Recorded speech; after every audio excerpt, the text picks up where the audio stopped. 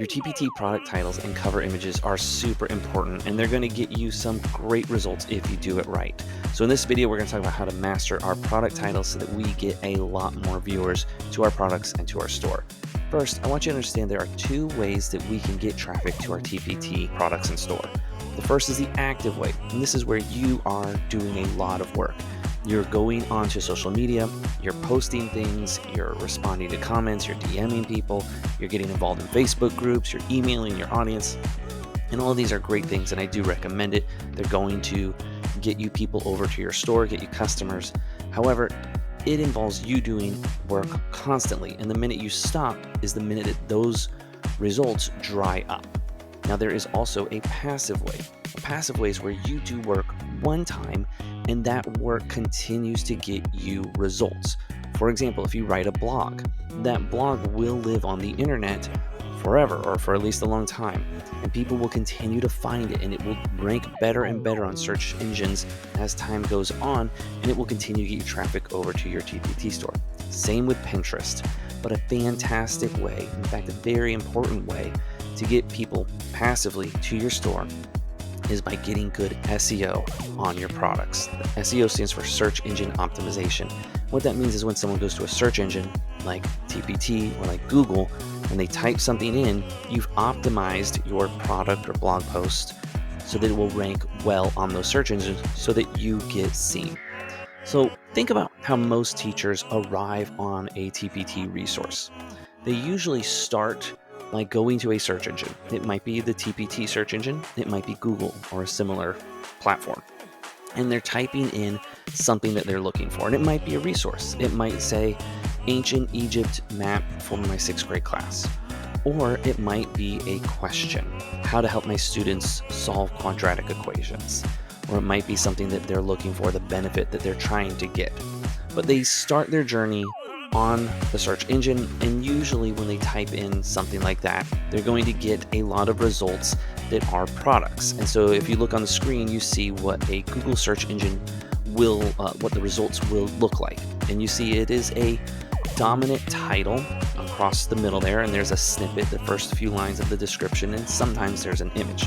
Now, if they're searching on TPT, they get a little bit more information, like the price and the ratings and the standards and things like that. But this is what we want to be optimizing so we rank high in those searches so that we're seen and discovered by more people. So what you want to think through is, what is the teacher typing into that search engine?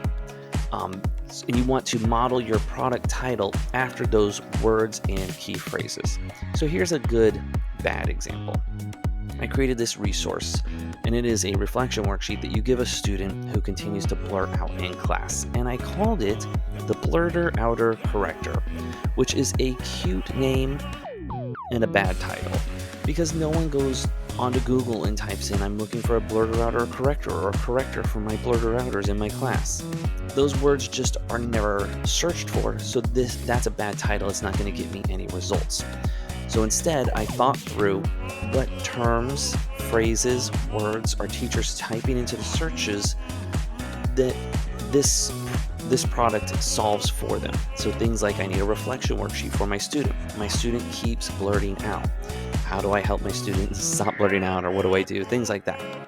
And so I titled it Reflection Worksheet for the student who keeps blurting out. And so I'm trying to capture those key words, those key phrases, and put that into my title so that I get a good ranking on my search engine, on those search engines. This is how I'm optimizing my product for search engines. So here's what we can do. In our titles, try and include the following: skill, section, or unit.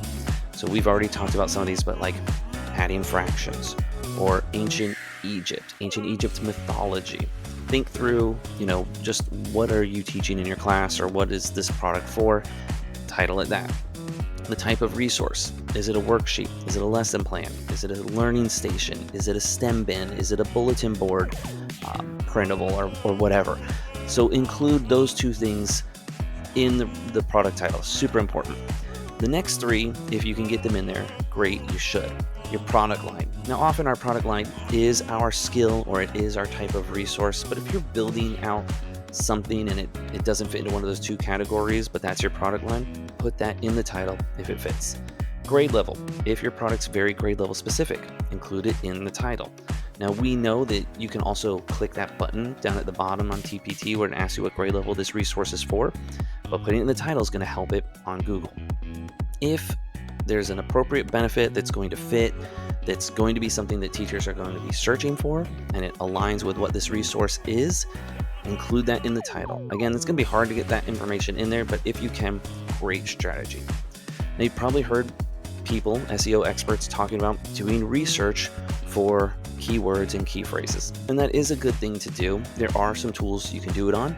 There's 3 on the screen. Ubersuggest, SEMrush, or Ahrefs are great resources, and there's other platforms that you can go on to do research for keywords.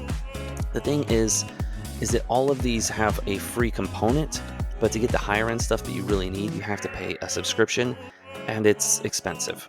You will hear people say to go over to TPT and type something in, or go into Google and type something in and see what's getting a lot of results. I wouldn't recommend that. If you type something in like fractions into the TPT bar and you get 1 billion results, what does that mean? That means that it's crowded. How are you going to get your product to stand out? How are you going to rank when there's 1 billion other products out there? So what you're supposed to do is you're supposed to look for words and phrases that are searched for a lot, but don't have a lot of results. And there are ways to do that, but you have to have those subscription models. So it's a great thing to do, but like I said, it is expensive.